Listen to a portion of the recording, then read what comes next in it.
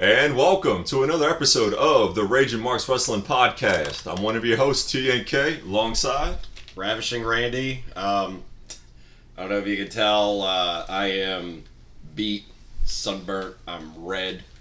It was a long weekend to say the least.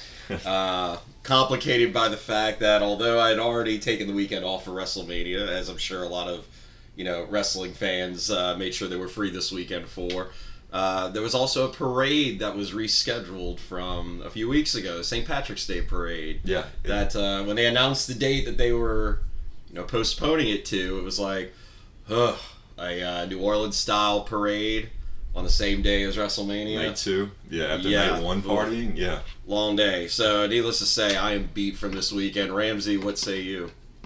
He's in the same condition you are. That's why I'm not on camera. He's sunburned too, man. I can't be in front of the lights.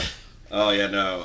Look, this weekend was draining. It was a lot of fun. And, I mean, we still have the Raw after going on Mania right now. that's going on right now as we're recording. So, I can't wait to... I'm not on camera either because I'm watching it right now. Oh, I'll definitely be...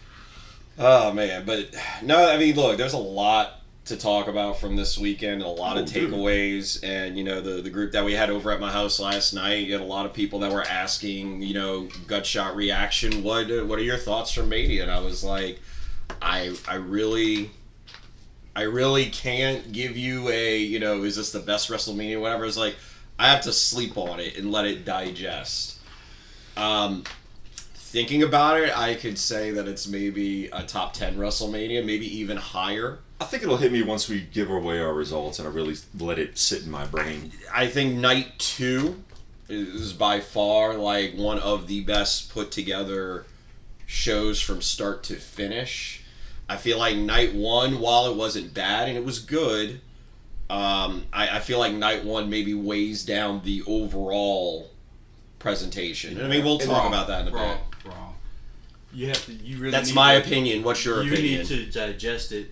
Oh, you can see my hand. See? Yeah. Yeah. I was gonna say that earlier. You need to digest it, rewatch it. Night 1 will become better after you rewatch it and actually think about how Night 1 everything leads into Night 2. I rewatched it earlier today and I still feel the same way. So. Thanks for that. Well, like I said, we'll discuss it. It's my opinion. No, we're gonna definitely get into it because how you felt about Night 1, I still partially feel that way, and it's no fault to the fans in the audience. Like the biggest gripe of you just want to get into it? Well, because honestly, everybody was like, "Oh man, the quietest crowd of all time. This is totally making the night suck. Philly, you guys suck." It's like, guys, you all know, we all are aware. Open stadium. There's nowhere to trap the sound, and it's cold. You tried being out there for 5-6 hours. I was like open air stadium. Night 2 was definitely a little bit louder. But everybody was people who were there were saying, no guys, we were screaming. You just couldn't really pick it up. They maybe did a better job. And again, this is where you have hindsight to speak. It's like you see how Night 1 maybe plays out, and you're like, hey, maybe we need to mic up the audience a little bit better. They needed to mic up the audience, and they needed to light the audience better for Night 1. It was definitely much better Night 2. Correct. They made up for that mistake. Yeah. But let's get into Night 1, man. Unless you want to... One thing, audio issues was a problem all weekend long with WWE. Yep. Starting on Friday with the Pat McAfee show, no one could hear it inside WWE world. They were having some mic issues up and down, everything. Yeah. Okay. So, yeah, the mic issues is a thing, but start with your Night 1. No, we got to get into Night 1, man. I mean, look, so we opened the show, and I feel like we opened the show strong. To me, this was kind of the match of the night, but we opened with the Women's World Championship match between Rhea Ripley and Becky Lynch. Yeah, Becky wanted to open up the card, which is strong. I mean, why wouldn't you? You're not going to be the main event, so what better way to start the show than literally to start the show? It was the right call to make. Becky... she just had her book come out. She comes out with her awesome outfit, which she had the book, the verses and stuff on it. And then Rhea came out with her band. Oh, dude, look, Rhea's entrance was probably my favorite thing from Night 1 of Mania. You saw her break character and get into a fangirl outfit, Dude, sitting there, like, she has mentioned multiple times about how Motionless in White was one of her favorite bands growing up. Oh, dude, she almost had a panic attack before the start. She was, like, really, like, stressing because of all that. Yeah, but, I mean, the fact that, like, you know, Motionless in White goes out there and plays her song, and the fact that the lead singer is literally not just, like, singing the song face-to-face with her, and she's marking out with that moment. Yeah. But also just the fact that he gave her own, like, unique intro. Mm-hmm. Like, you know, Philadelphia, bow to your mommy, bow to your champion, Rhea Ripley. And, like, just that whole presentation was fucking phenomenal. The match itself was really good. Rhea was dominant for the most part. Becky got her spots in. When you consider the fact that Becky was battling strep throat, 102-degree fever. That up, yeah. You know, you can really look at the context of that match with a different light, a different perspective. I mean, they went out there, they put on a show. Rhea, the way she finished the match, I think, put that stamp that, like, this is my division. Correct. You know, you'll have to pry from my cold dead hand. And that's the right decision to make, man. I mean, it didn't make sense to have Becky be the one to go over. Rhea is just so... she's on top right now, and you need to keep her on top, and this just solidifies her. Like, strap her to the moon. Let her rock. Give her another year as champion for all I care. I just want to see Mommy on top. Yeah, no. So I mean, strong opening. We then follow that up with the 6-pack tag team ladder match, where basically the match does not end until both sets of championship belts are pulled. Well, the fact that they had both sets of titles on two separate sides lets you knew that more than likely we're getting two different champions. Yeah, and I mean, we had a feeling that was going to be what was going to happen going forward. It was like a lot of live matches. It was a chaotic mess. I do feel like here it was really hard at times to track what was going on, or like certain people like with certain spots. I mean, it was a good match. Oh no, it was I don't know if it's like that caliber of ladder match that we come to expect at a Mania. When you got 12 individuals out there. You had 12 guys, but also I think a lot of the cooperation from some of the ladders didn't really help out, because they had like at least two ladders for sure didn't work, or like kind of broke. When you got referees that are literally screaming at competitors like, "Don't climb the ladder, it's about to collapse." So that was one of my favorite spots when we get to in a minute. But like you had some decent spots, man. Obviously you had first of all we gotta say, so you had God, I can't think of the name of the tag team, but you had Austin Theory and Grayson Waller. Mm-hmm. Pretty quickly in the match, I want to say, maybe like halfway through, they already grabbed the SmackDown titles. The match went 17 and a half minutes. Did it? And like decent. I would say probably about 8-9 minutes into the match. Yeah, they took the tag team titles. Yeah, so they are SmackDown champions. So, which I'm cool with the move. I love it. Like I didn't know.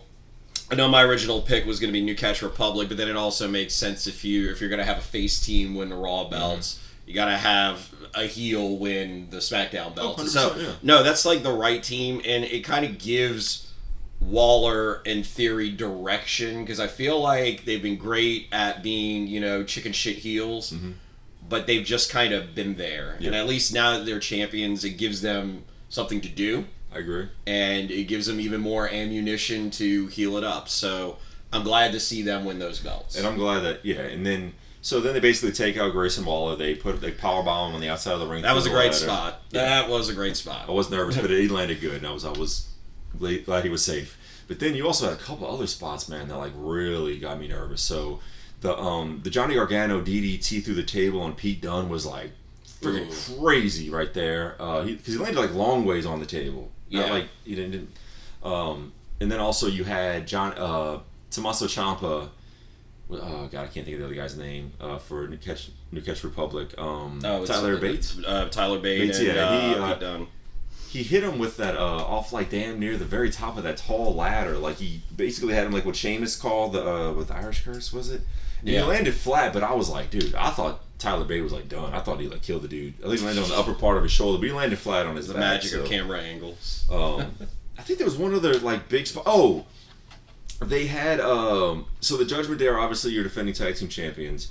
So you knew at some point, like, J.D. McDonough was going to get involved because he was the only one who didn't have a match on the card, which he did. But you knew when he was going to be there, like, they had 2 tables set up on the outside, so they were able to eliminate. I'm glad that they pointed out in the broadcast that, like, well, J.D. McDonough can't pull down the belts. Weird face dude. Whenever Oh, yes, Carmella he did that for won. Carmella for the Money in the Bank. God, I can't think of his name right now, but yeah. Me too. Kind of avoided that whole controversy. James so to speak. Ellsworth, yeah. James Ellsworth, yeah. But no, like, so, you know, Judgment Day didn't look bad in defeat in this whole thing. It ultimately leads to, and actually, before we even get to the finish, That's what we talk. we got to talk about R-Truth. Hold on. That's what made me laugh because we're talking about the referee screaming, "Get that ladder out! Use another ladder!" And you could see like R-Truth was trying to hand. Literally, he hands him. No, not that spot because you you still had Miz and Damian I know Priest what climb you're up the talking about. ladder. I'm sorry. And like that was when she was screaming at Get him to to it. like not use that ladder because you Get to could it. see You're the right. fucked up leg on one. Get to end. R-Truth. I'm sorry. I know where you're going. Yeah. But like earlier in the match with R-Truth, like thinking it's a traditional tag match and being on the outside waiting for the hot tag, and then getting tagged in, doing the 5 moves of doing the whole John Cena thing, and then going for the pin, and everybody's looking at him like, "What the fuck are you doing?" Yeah, man. I mean, R-Truth definitely one of the best comedic wrestlers out there. I mean, Apparently, yeah. even better than Santino and Santito's heyday. Oh man, I can't. But like, just the spots that he does, it's why I feel like him and Miz, especially as hard of a worker as Miz is, definitely deserving to have that moment of winning the Raw championships. And like I said, for R-Truth to finally get a win at Mania, it's kind of crazy when you really sit there and think about how long he's been with the company.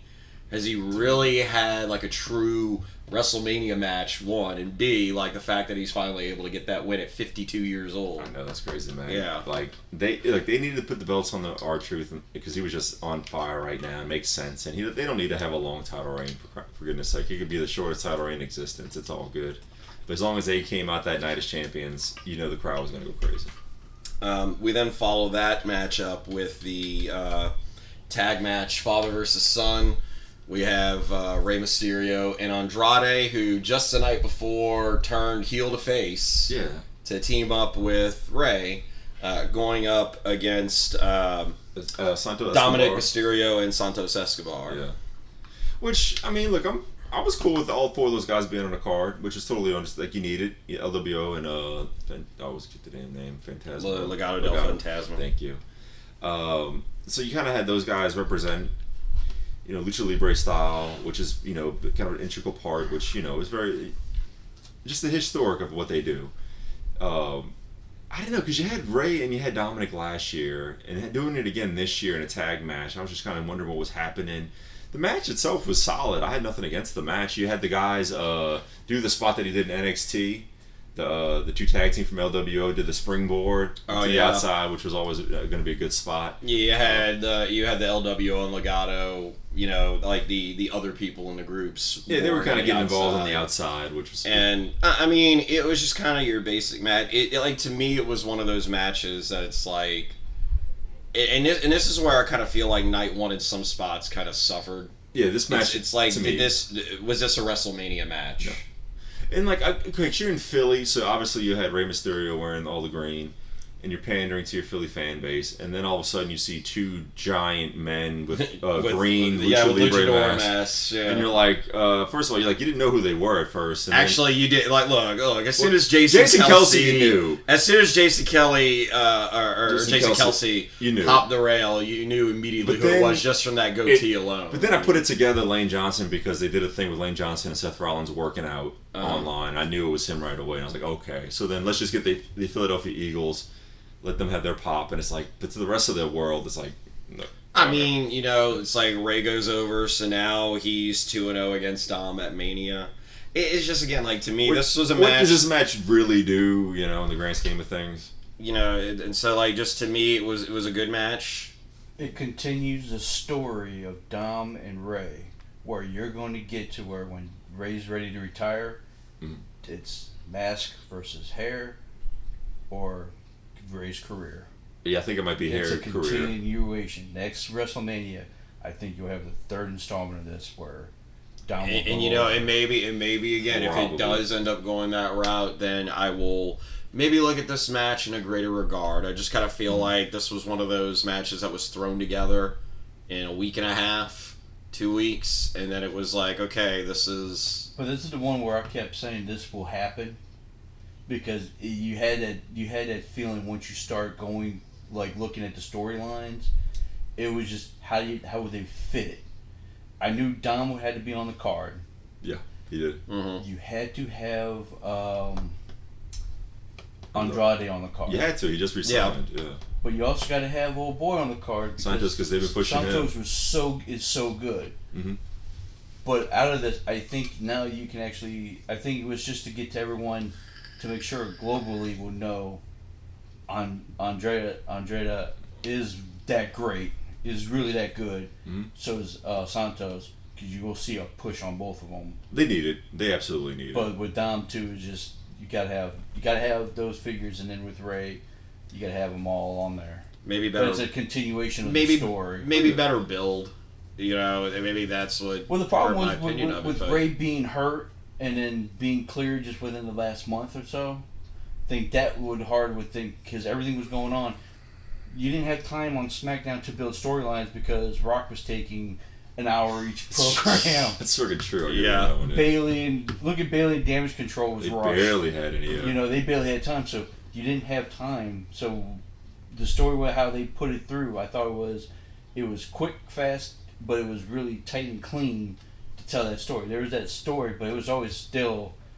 When you saw Dom come on SmackDown and then screw over Ray, I was like, all right, WrestleMania, let's go. Yeah, but it was all right. I mean, It just, to me, the whole thing was missing that oomph. but in the so to future, speak. I do want to see where the story goes for sure. That much, absolutely. And so that's, I mean, like, to me, that's what hurt it. It didn't have that oomph. And, Yeah. and it was kind of one of those things like, why is this on a Mania card? I Yeah, get why. It's just, again, the match itself, it was just like, you could have done this on SmackDown. You could, like they've done with the Andre the Giant Memorial Battle Royal. It's like, you could have done this on SmackDown and it would have had the same effect. I That's just understand me. that, but two, it's also you guys started like putting those talents. You had those three Showcase young them on the talents. biggest cards. You Yeah, have to showcase that talent, those talents. You do. It's just like I said, And I wish, I'll say this: I'll give you a straight take.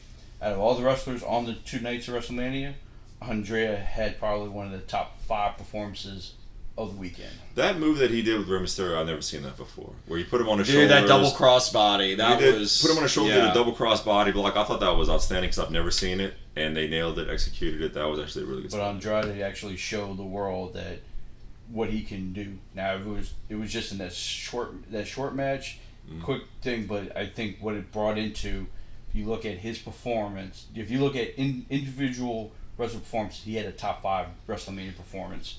Well, I mean, there's no disputing the guy doing the ring. I mean, for fuck's sake, like him and Johnny Gargano was the first NXT 5-star match. So the guy's got it. It's just how do you keep me invested in him as a character? That's all. Like put him back with Selena, which maybe Especially when we don't really even know what his character is. exactly what his character is. Because his character before was almost like a transplant of his character from AEW. The whole I'm scheming. I'm behind the scenes. I'm making moves and all. Then all of a sudden we flip the switch on SmackDown, and then the very next night he's in this match on night 1 of Mania. And so I hate it's to say this, but again, I think everything's going to be waiting for Charlotte to get back. I think so. But I will say this right now: King of the Ring, number 1. Okay, I'll take that. He's right now. Calling it right now, and I dig that. I have 2 people right now in that King of the Ring that I say needs to win it: Andrade, Finn. Ooh, okay. okay. They do. It'll be interesting to see where it goes. Because Yeah, we do have King and Queen Coming up of the in, Ring coming up in May. Saudi Arabia. So May 25th. Yep. Be interesting to see what they do there. We move on to the next match, which was the highly anticipated brother versus brother match.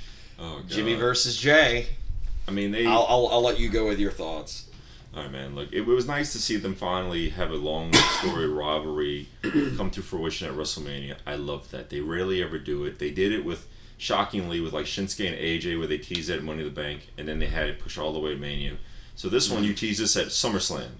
Jimmy turns on Jay in the main event when he was with Wrestling Roman Reigns. Mm-hmm. So then you kind of, and then Jay ends up going to Raw. Jimmy's on SmackDown to kind of force them away from each other. But you knew that the rivalry was going to somehow down the road culminate at WrestleMania. You just knew it. But how do you keep us invested in that for that long? Which I respect. Storyline build-up I thought was very good.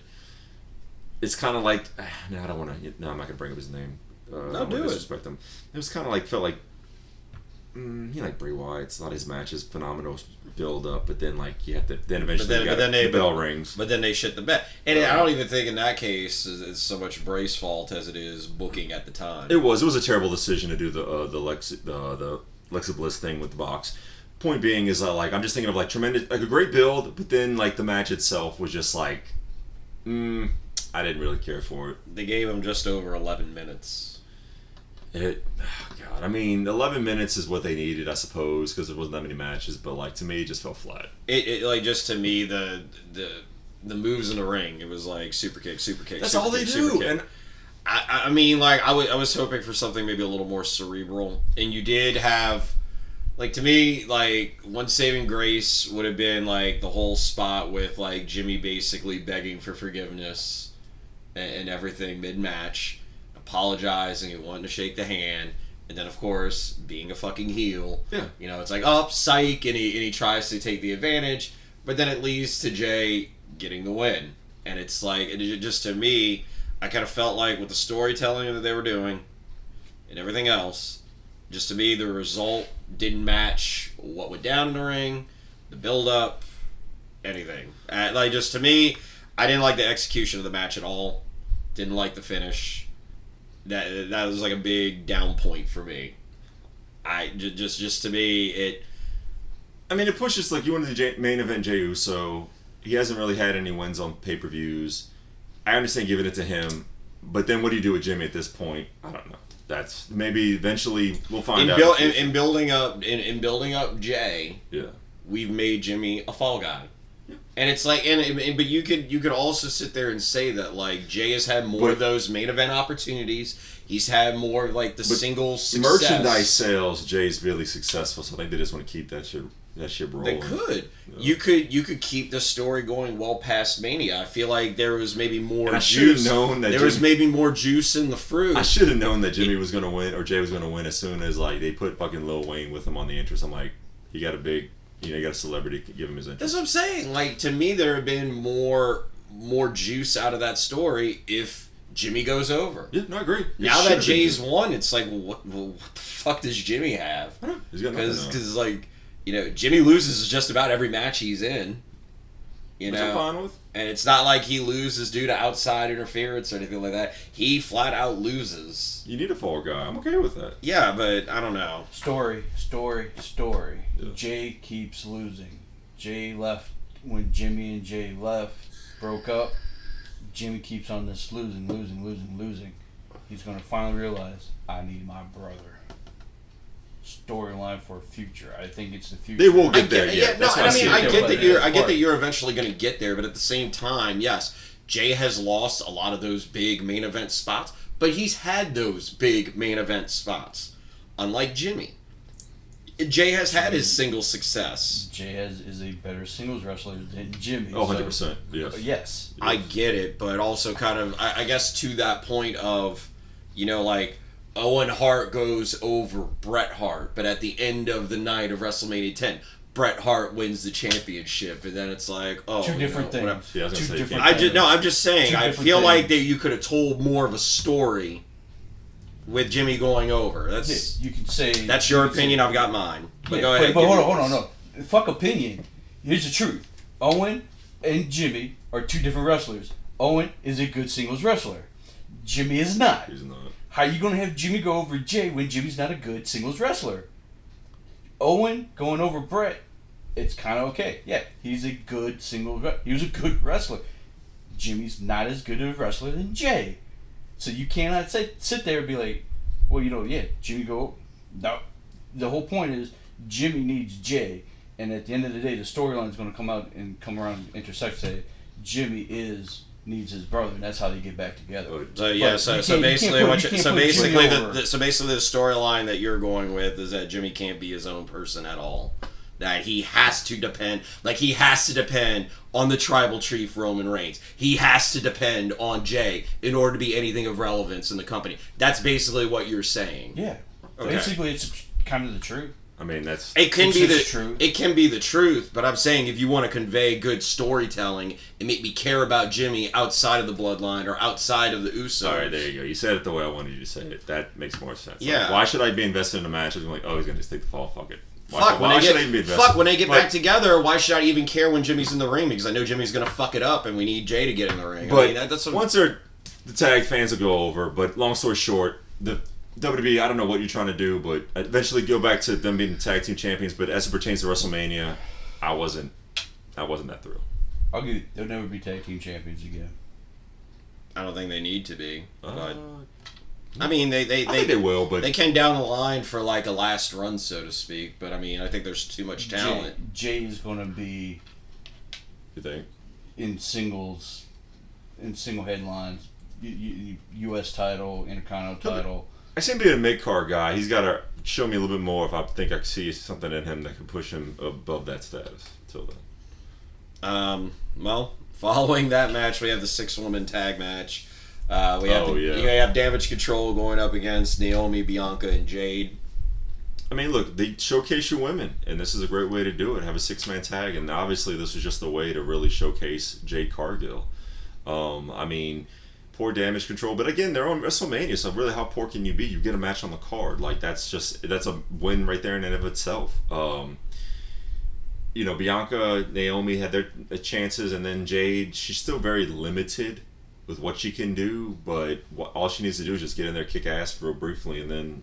I mean, it's pretty much what went down. Yeah, I mean, Naomi played the babyface in danger for a while, and then Bianca got some moves in. Then she was the one that was in danger.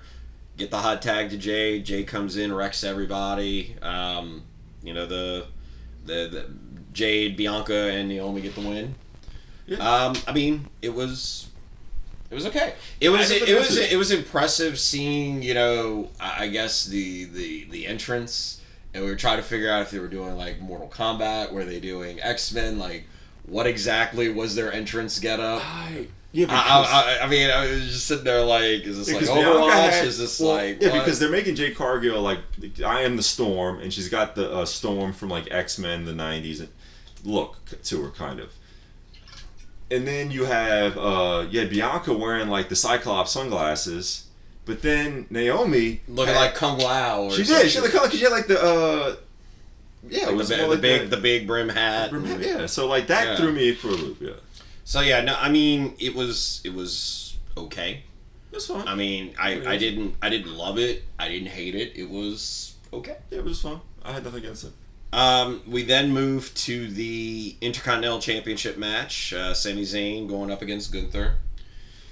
So Gunther, God, man, it was weird that 666 days as champion, and you had Sami who, I mean, look, Sami's been. Last year they main evented WrestleMania with the Usos. That tag team match, incredible. That run from the Royal Rumble all the way until WrestleMania, I mean, they were pushing Sami. That was a hell of a build and a hell of a story they were telling. I thought they did a good job with like towards the end of really the Royal Rumble, like late last year, early Royal Rumble. Sami's like, this is my last chance to get, I got to do something. I get on this card, and then he loses the Royal Rumble. And he's like Elimination Chamber, or he's trying to qualify for the Elimination Chamber. He's like, I got to get on this card. This is my moment. It's slowly fading. Loses that spot. Then they're like, his last chance is the Intercontinental Championship gauntlet. And everybody's thinking it's Chad Gable. And then it ends up being Sami. Being Sami. But I know a lot of people were like, well, what the fuck? Because the story was Gable. And then we swerved and we did Sami. But at the end of the day, I thought that was the right call. Sami's like the ultimate underdog. How can you not root for the guy? They finally gave him his big moment against Gunther of all people, man. Gunther had the greatest Intercontinental Championship reign of all time. He felt like a World Heavyweight Champion holding that title. Mm-hmm. I wasn't 100% that Sami was going to win. I was fairly certain, but at the same time, I'm like, I could see him extending this to. My original prediction was Gunther, and I was wrong. So for Sammy to actually win the title, was great for him. It was his WrestleMania moment, and you don't need to have a world title WrestleMania moment just to have this big career, So I'll say that some of the spots that I loved in the match, Gunther harassing Sami Zayn's wife ringside, basically talking shit the entire time, tell him to stay down, tell him to, just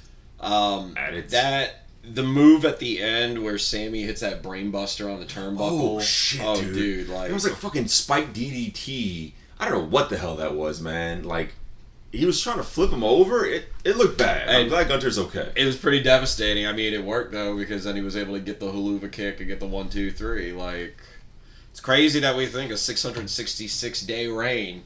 600. Yeah, that number right there. The fact that it ended on that number is crazy, but that's gonna be easy to remember. That's gonna be in the record books. Forever. It's not like trying to remember the exact date or the exact number of days of the Honky Tonk Man or whatever like that. I it's forgot like it. You'll remember Gunther's 666-day reign. It's like boom. It's easy trivia question answer. Sammy the Streak Ender Zayn. Is that the moniker he came out with? Do you know? Jey Uso came out with that moniker today on the bump. Okay. Yeah, because I was gonna say he ended their longest reign as tag team champions. Tag team champions, last year, and then the IC title. Very good. Yeah. So then we get to the main event, which is the long-awaited tag match between Cody Rhodes, Seth Rollins, and The Rock and Roman Reigns. It's kind of funny because right when they were getting ready to start the match, we were all like, all right, how long is these entrances going to be, man? Fucking 20 minutes of entrances? But I mean, rightfully so. The Rock had a pretty unique one with the charging, like a video game. Final boss needs the charge up level, which I thought was pretty neat. Obviously you're gonna have your long entrances, and it took this long time. Cause they gave him a whole hour, man. They had this giant hour. I mean, the match itself went just under 45 minutes, and then they had, I would say, about 15 to 20 minutes just for the entrances. Yeah, 15 to 20 so minutes. So yeah, they got about an hour. I mean, you think about cardio for The Rock, number one. I know The Rock was working with the 3 guys from NXT, the Scottish group in LA, so he was getting his in-ring shape back as long as he could. And he looked actually pretty damn good to me, I thought, The Rock did. Because you had to tell that story. They went all over the ring, which was funny, and then The Rock used his power as the boss, which I thought very liberally throughout the match, or not liberally. Oh no, and we have a buddy of ours that wasn't watching with us, but felt the need to send 100 text messages over the course of the night. He sent 1,000, yeah. And one of the complaints that he had was well, if it's Bloodline rules tonight, then what fucking difference is it if it's Bloodline rules tomorrow? And it's that's the fucking point. The whole thing of Cody and Seth tagging against The Rock and Roman, it wasn't like we were going to get a clean match, tag match.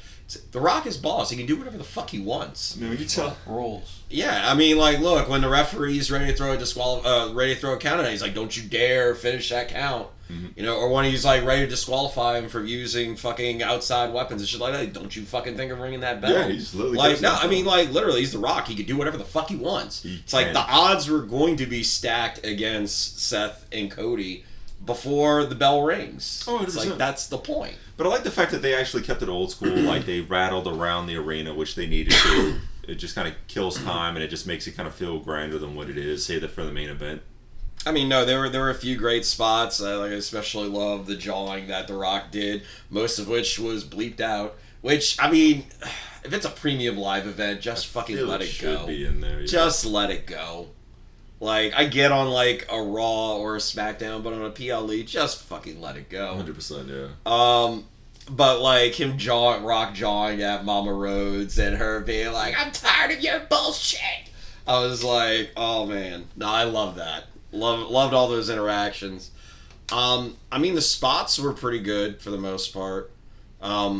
Pacing at times, there were some spots that dragged, but for the most, but I thought they needed. But I mean, for the most part, it was pretty entertaining and it was pretty compelling. Yeah. And of course, we got the result that we figured. We saw The Rock get the pinfall victory, 1, 2, 3. Yeah, I mean, you had a couple of spots where, The Rock tried to attempt to go for a people's elbow. And what I thought was funny was that, Cody jumps up and like blocks it or like stops it, and then the fans boo because they wanted that special moment, which I thought was neat. Yeah. And then you had Seth and Cody both hit pedigrees on both guys, which I thought was kind of funny and unique. So yeah, you had to have your certain spots in the match that kept the crowd alive, but ultimately it was the right way to end the match. I love the visual too of the end of the match. Cody sitting the exact same way in the ring that he did at WrestleMania 39 after getting screwed over. The whole, you see The Rock and Roman celebrating right behind him, and you just see the look in his face like, the fuck am I going to do? Yeah. Like the whole, like, I had it, I lost it, now what? And so, I feel like there was great storytelling there.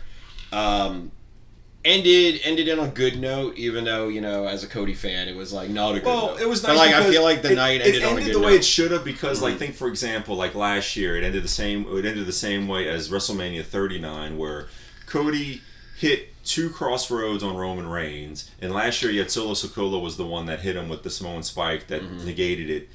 This year, 2 crossroads, The Rock hits Cody in the back with the belt, which then Roman's able to spear Cody Rhodes. Rock gets the tag, rock bottom, people's elbow, 1, 2, 3, clean. Well, as clean as you're gonna get, I suppose. Yeah. Whatever. But it leaves the mark that, hey, The Rock was the one that pinned Cody, which, is gonna set something up in the future, obviously. And then, yeah, obviously Cody looks defeated in the ring. Same thing happened to me at WrestleMania 39. Happened tonight. What am I gonna do to overcome? Yeah. I mean, like, look, part of my criticism for night 1 of Mania is I just feel like the pace and the tempo Yeah, I agree. wasn't there throughout the night. I feel like it was drastically different with night 2. 100%. Because it literally felt like it was just banger, banger, banger, banger. Night 1, it just kind of felt like it wasn't there from a full presentation standpoint. Night 2 was a little bit better weather, and I feel the lighting was so much better. The crowd was way more excited, I suppose, because like night 2, which we're going to jump into, starts off with Stephanie McMahon, which was kind of surprising, if I'm being honest with you. Well, so for night 1, we started with Triple H, and he did announce that this was a new era of WWE. Yeah, okay. So then on night 2, and we were sitting there talking about the fact that this is the first WrestleMania without an involvement from a McMahon. Like, crazy, yeah. Wow. Then all of a sudden we see Stephanie open night 2, and it's like, I guess we still get a McMahon in there some way, somehow. But she then comes out and gives the affirmation of the fact that this is the Paul Levesque Triple H era. Exactly. They really pushed that throughout the weekend, that, hey, this is a new era. Whatever era you want to call it, but right now it's the Triple H. Look, I will just go ahead and say this because I've heard enough people kind of say it over the last couple of weeks or so. But like the stories that they have been telling over the last 24 months, or the last 2 years, have been better than just about anything WWE's done over the last 15 years. Like, just when you look at the numbers. When you look at ratings, when you look at when you look at I'm saying, but when you look at ratings, when you look at the fact that tonight with Raw, that's their 17th consecutive sellout, like totally selling out a building. When you look at just the numbers from like a viewership standpoint, whether it's Raw, SmackDown, the PLEs, everything, it's like, this is the best business that the company has done in a 100%, long time. Yeah, when you're saying storyline, I'm thinking other thing, but you're talking business. Well, no, I'm talking business, and I'm also talking stories. Because the stories have been phenomenal. You've had a good storyline. You've had some stories here and there over the last 15 years.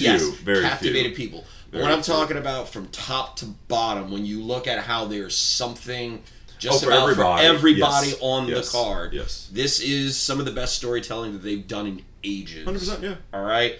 And so I definitely welcome the Triple H, Paul Levesque era. And it's... When you had Paul Heyman on his Hall of Fame speech, essentially... No, not essentially. He freaking said it. He was like... like they had the t-shirt, I'm a Paul Heyman guy. And you have Paul Heyman basically going... Is it like breaking... He's like, look, I know he's going to kill me for doing this. And he's like pointing right at Paul Levesque. And like looking at the camera, he's like... As long as he's here, I'm going to be a Paul Levesque guy. And like that's like that right there stamped the mark to everybody that this is the Paul Levesque era right then and there. Like that let me know. And then you just said Triple H came out night 1, Stephanie coming out night 2 just reiterates it, and then becomes even more reiterating as we get to the end of the night. But yeah, so no, I mean, definitely gets the Philly crowd hyped and everything. We then open the night with the match for the World Heavyweight Championship. Seth frickin' Rollins defending against Drew McIntyre. So it started off a little bizarre. Well, the first one was great with Drew, because Drew had you had like the Scottish band playing bagpipes. Yeah, they had the bagpipes. You had all the Scottish warriors with the swords, which and was doing cool. The whole walkway, very unique. I dug all that. Yeah. Then the Philly thing was kind of unusual because I'm not used to seeing that. I'm from New Orleans. When I see stuff like that, I'm like, this is Mardi Gras. It's like some fucked up Mardi Gras. I was like, what are y'all doing, man? Yeah. But it's a Philly thing, which I understand, appreciate. I just wasn't. Now all the world knows who they are. Seth's costumes are very extravagant. That one. I would have preferred that one versus the one we got. Yeah, we didn't even talk about that from night 1. The fact that he had like a huge blue waffle on his fucking shoulder in this long gown. I literally our buddy that was texting that he wasn't happy with the finish or with the match. You know, because of all the crazy shit going on, was like, somebody better check the hotel and see what what hotel room he robbed of their curtains to make that ridiculous. Well, something we didn't bring up about night 1, and we could, was like the advertisements, man, like dude wipes for like a WrestleMania Prime. That's WrestleMania as a whole, over night 1 and night 2. We can delve into that a bit too. But I was just, I know we're getting ready to talk about Drew and Seth, but I just was thinking about that. I was like, the Prime logo I was worried about, but they didn't really. It was just a black. I don't think it was so much just the Prime logo that was in the middle of the ring. I was fine with also that. On 2 of the 3 turnbuckles in each corner. I was like, God, we're really steering into the UFC. The fact that they had that cart with the big Prime bottle. I was fine with the Prime in the ring. Little Primes on the outside just too. Seeing dude wipes constantly was just American weird. Home Shield was a sponsor. That was another one, the night tag 2 match. Yeah. Then you also had Gin and Juice later, but no, we'll But on NXT early on Saturday morning, they were doing, each match was being sponsored by they had like, it was like a movie thing or TV show. So they had one match that was sponsored by Fallout, the show on Paramount. Yeah. Can't wait for that, by the way. Is it Paramount or is it? No, it's Prime. It's Prime, yeah. So they had actually around the barricade monitors. They had the pictures, the logo, and then all over around the arena, and then on the mat, they actually had the character. What's his name? Like the Pit Boy, not the Pit Boy. The Fallout Vault guy or something like that. Yeah.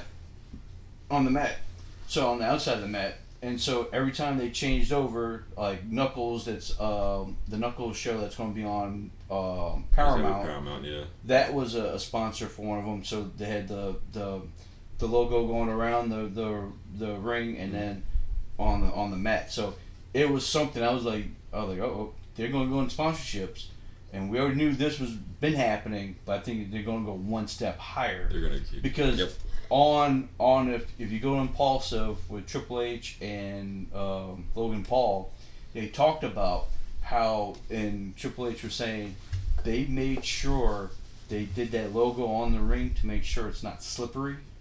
Yeah. And they did different things on how they could make it so it won't be slippery when it gets wet or moisture. And that's the one thing, like Logan Paul was saying, that he was afraid that he'll be the first one to actually slip on his own logo. Could happen. But they made it to where it was kind of like slip proof, and they used they did their research to make sure that was to worry about how, like, if you go to UFC, sometimes you see them slip. Yeah.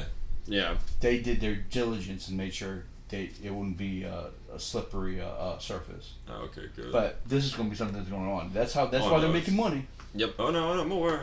Just that's just one way that you could tell that we're not in the McMahon era anymore, because that shit would not have flown with Vince. No, but they're definitely gonna keep. It's just something we will have to get used to. That's I'll say one thing from the Vince era that I could maybe agree with, but again, I'm not gonna stand in the way of them making money. So Yeah. Well, let's get back to talking about the actual match. Yeah, sorry. You know. But yes, we had the match I was really looking forward to. One of the most in WrestleMania weekend was Drew McIntyre and Seth Rollins. Man, I am all on board for Drew McIntyre. Man, he's been killing it these last couple of weeks. Dude, can we just say that this past weekend was not a good weekend for Seth Rollins? No. Like, dude, like his knee got brutalized the night before, and then Drew immediately goes in and attacks. We start the match, the bell rings, and Drew nails him with a Claymore. I think he maybe hit a total of 5 Claymore. I believe so. In this match.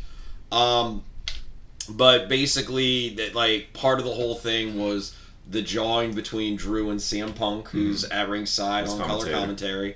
I love that spot in midway through the match when they're on the outside and Drew literally goes up to his wife and his brother-in-law. He takes his brother-in-law's phone and actually tweets right there on the spot. They actually showed the tweet later, and it was like, bored at work, LOL. I didn't know that. That's awesome, man. Yeah, no, like, dude, I fucking love everything about Drew McIntyre. But we basically get through the match. Drew ends up getting the victory, becomes the new champion. He has that moment with the crowd, and the crowd pops huge. You see the emotion that hit him instantly because he was denied that moment for COVID, and he finally got that moment right then and there when he beat Seth for the World Heavyweight title at WrestleMania. He did it in front of a crowd.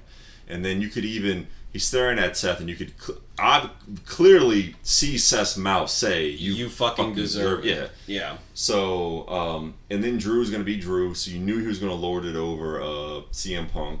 Goes, celebrates with his wife real quick, then walks over to Punk. The fact that the camera, he sits there, he leaves his wife, and he just has this look on his face like here I'm coming. And then just the slow turn over to Punk, and you just see his eyes pan over that way, and it's like, oh boy. Then he goes over there, lords it over him.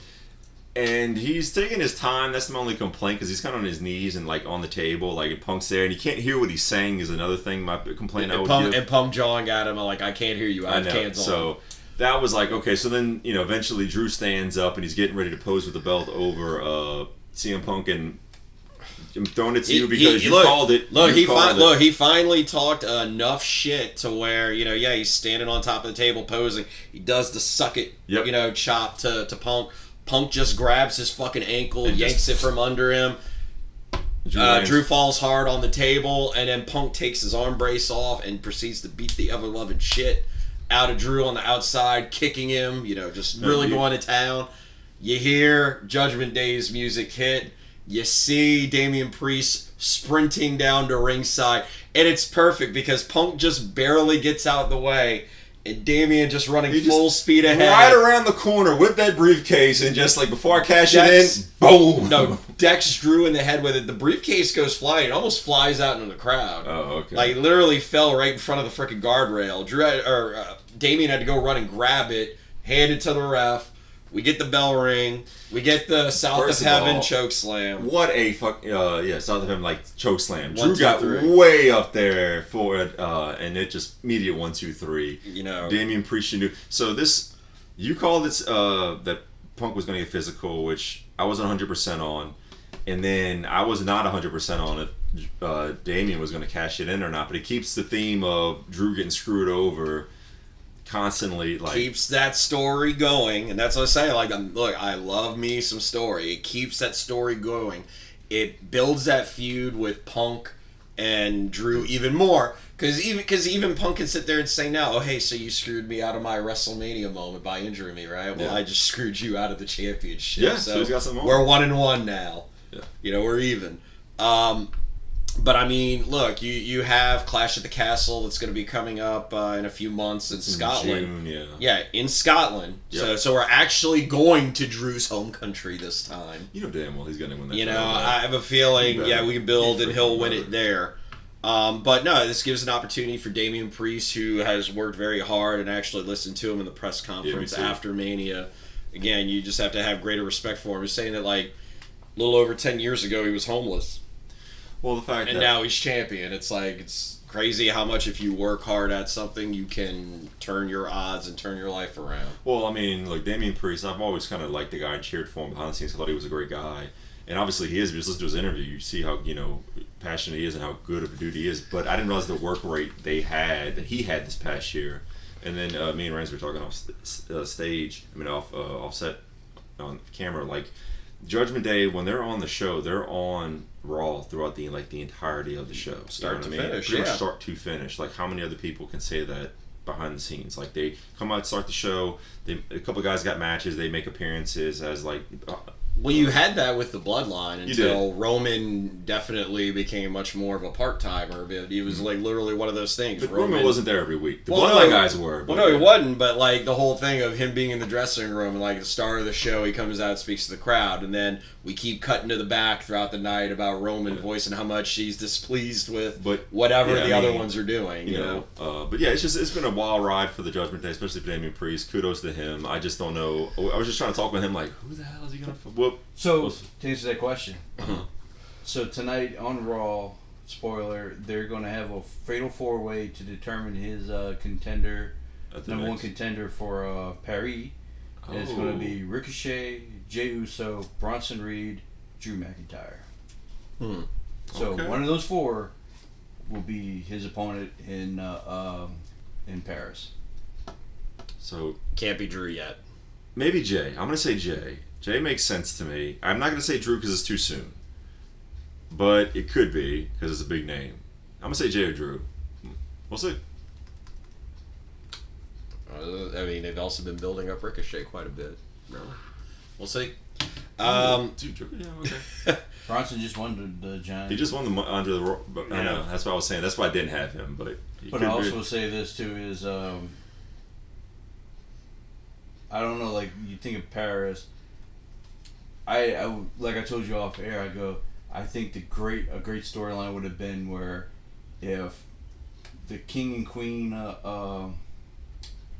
was before Paris, and then you had Finn winning the King and the Wing, and then beats Damien on the next pay-per-view, and then going into Scotland, Finn versus Drew McIntyre in Scotland. Oh yeah, that would have been huge. Yes, especially in Scotland. Yes, but like, yeah.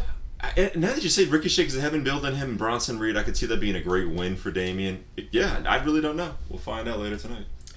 We then go into our next match, which is the Philadelphia Street Fight, and I just learned that the name of Lashley and the Street Profits group is called The Pride. Didn't know that until I just saw it on Wikipedia. I looked it up one time before one of our shows, and I kind of heard that, and I already forgot. So there you go. Yeah, but we have the Pride versus the Final Testament, and look, I gotta say, this match kind of like the Luchador tag match on night one. It was put together, but I'll tell you no this. interest. I had no interest in this match going into the night, but I think somebody else said it best. Like, look. All they had to do was go out there, beat the shit out of each other, hit each other with stuff, and it'd have been good. It was good. I don't know if it was a pacing. It only went about 8.5 minutes, but you had certain spots over there that got over well. You had the heel group that was very dominant early on. Yeah, and then we have a special guest referee. We didn't even talk about that before the match, but the fact that they announced this out of the blue, like literally right before the match, we have a special guest referee. Yeah. And it's Bubba Ray Dudley. You know, so used to calling him Bully Ray, that the fact that we get Bubba Ray Dudley is kind of nice. Silly. I was going to say, I was curious what the live crowd thought about it, because us watching it on television were entertained just by, like, Snoop's commentary was very entertaining. Yes. So, like, that made me enjoy the match a lot. But the match did have some spots, like, they really went at it, and I thought it was fun.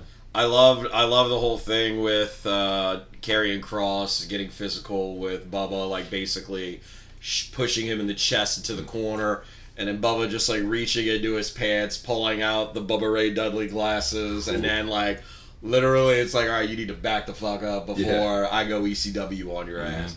But yeah, no, then we get the whole "what up" spot, which actually they fucked it up the first time. Oh, yeah. Oh, no, they didn't fuck that up. No, they were able to hit the "what's up" spot. But they fucked up the whole going through the table spot because the table laid him on broke. the table, immediately collapses, so they need to get on the table. Dude, that Philly crowd booed the fuck out of that, but then when they went out and they got the other table and they erupted again, like, just that whole sequence of events was good.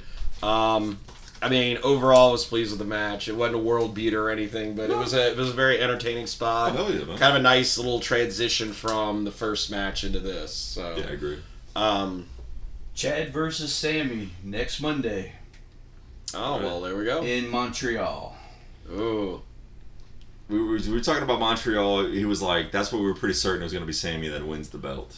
But you're going to do Chad and... Oh, wow. Do you have Sammy? So now you're really stacking the odds against I'm saying... Gable, but... Spoiler for that back on when they did the backstage when he goes, it'll be honored to defend his belt to you against you, Chad. Next week in Montreal, and the crowd just goes, oh. Really? The crowd was just like deflated. Like, yeah, next week. Hometown Montreal. Oh. Yeah, y'all roll the wrestle. Y'all got it all. That yeah. So yeah, I don't know. I'm sorry. I see Drew's in the ring right now, reigning and raving. So I'll be looking forward to that. No, next match up on the card was LA Knight versus AJ Styles, and look, this is the one I was like dark horse or maybe match of the night or whatever, but.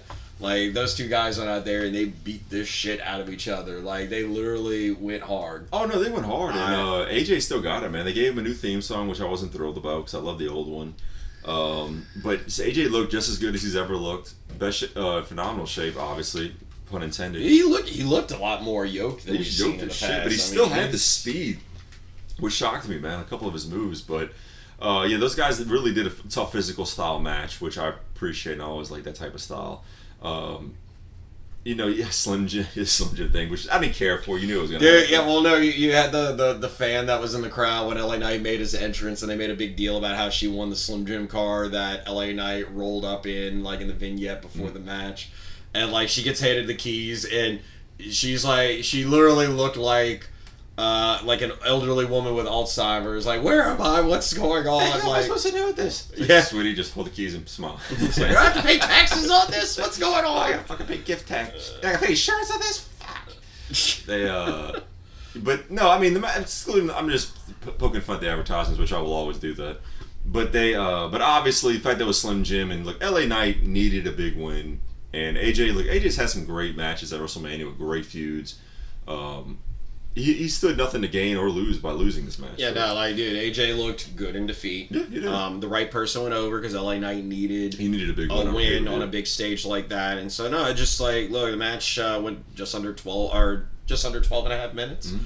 But I mean, they went hard the entire 12 and a half. They really did. They were physical. It kept me invested. I thought it was a decent storyline. I enjoyed it, and then it leads right into our triple threat match for the U.S. Championship. Oh, that's right. Logan Paul defending against KO and Randy Orton. I really enjoyed this match. I didn't know if I was going to or not, but I thought the story was fun. Everything in the beginning with Kevin Owens coming out in the cart. Mm-hmm. And then being like, wait a minute, as soon as Randy Orton's music hits, backing the card up and being like, hey, let's ride. And you think that KO is going to go slow with Randy Orton on the back of the card, so Randy Orton could do the whole pose thing. It's like, nope, he's zipping down and Randy's like on his knees, like he's bending down, he's holding on. He's like, you can even see him say, he's like, bro, slow down. And then they spend the first, I would say, 8 minutes of this match just working together, beating the crap out of Logan. I love the spot on the outside of the ring where they're lifting him up and slamming him on one of the announce tables. It's like, KO's like, oh, hey, I can get him higher. And then, and then Randy's like, no, I can get him higher. And then he does it again, and they just go back and forth. And then they did the spot, Randy Orton's spot, where he would, stomp each body part around, but they were both doing it together, which I thought was kind of funny. But I love the spot where they hit the co-op move together, and then they each try to go for the pin, and then it's like, wait a minute. Yeah, then okay. Wait a minute. Okay, so now are we gonna do this now? So then I think he's like, okay, and then Randy's like, okay, Kevin, you can get it, and then right when he hits back turn to Randy Orton spins him around, goes to the RKO. KO pushes him off, and then Kevin's like, "You're doing this right now?" He's like, I guess. Sure you do this right now? It's like, yeah, I guess. And then he starts throwing punches, and I was like, that's how you do it, man. But no, it was good back and forth. I mean, there were some crazy spots over in the match. I like the finishing sequence of, KO eats the RKO, But the way KO did, the pop up power bomb into an RKO, which was very neat, and I really dug that a lot. And then he was getting ready to go for the pin, but Logan kind of gets back to his feet, throws Orton out the ring, hits a crazy frog splash. Dude, the elevation and the motion that he got on that was crazy. Yeah, he did it like D'Lo Brown, but he touched his toes and then extends out. And I'm like, dude, that's not easy to do that. And hits KO with it. 1, 2, 3. You kind of figured Logan Paul was going to win. Why not? Well, yeah. I mean, I called it. But it kind of makes sense with him holding that title longer. I mean, really build him up as a heel. SummerSlam was in Cleveland. Yeah, but I mean, you gotta really let him go on a nice heel run with this belt. And, it's like, look, if there was anybody that could have maybe benefited from winning it off of Logan Paul, it would have been KO.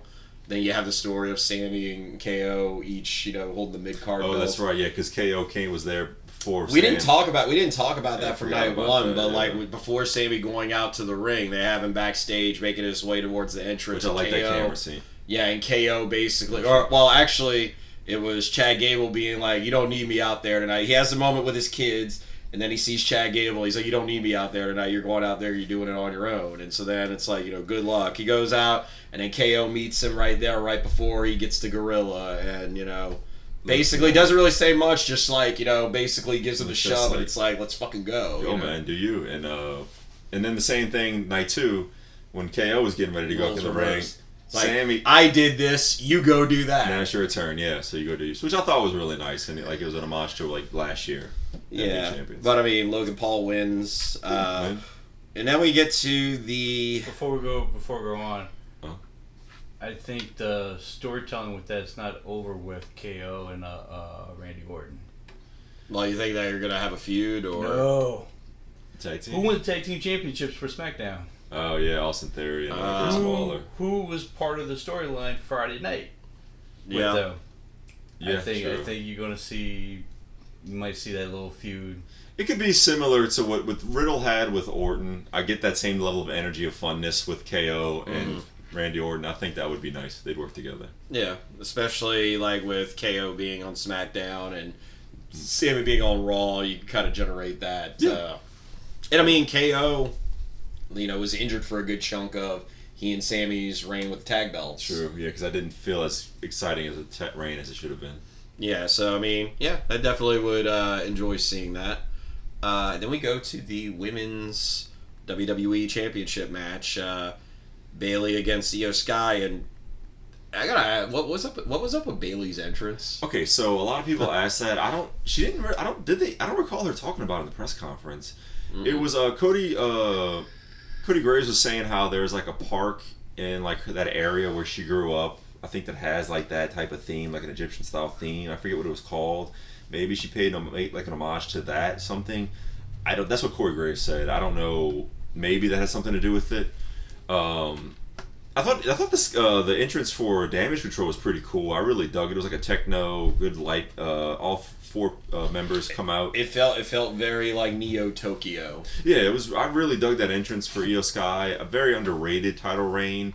The match itself, I loved. I really dug that match. I thought both competitors really gave it their all, and Io Sky's always been a fan of her work. Dude, well, like it's very clear when you look at like Io and Bayley side by side. Like Bayley has a size advantage. Yeah. And the fact that like Io was doing everything that she possibly could to make it like a ground game type of deal, and like keep her down, focus on like maybe trying to get submissions, things like that. Like I loved the sequence of the crossface in the middle of the ring. I dug that. Yes. Bayley fighting to get to the ropes, Io rolling her on the mat and like getting in the position for that, and then Bayley inching towards the ropes again, rolling her again, and then this time locking in the STFU. But dude, that transition and that she hit Bayley with was fucking sweet, man. Like Bayley ran at her and she just like quickly transitioned it back into like a crossface. I was like, yeah, pretty damn good. So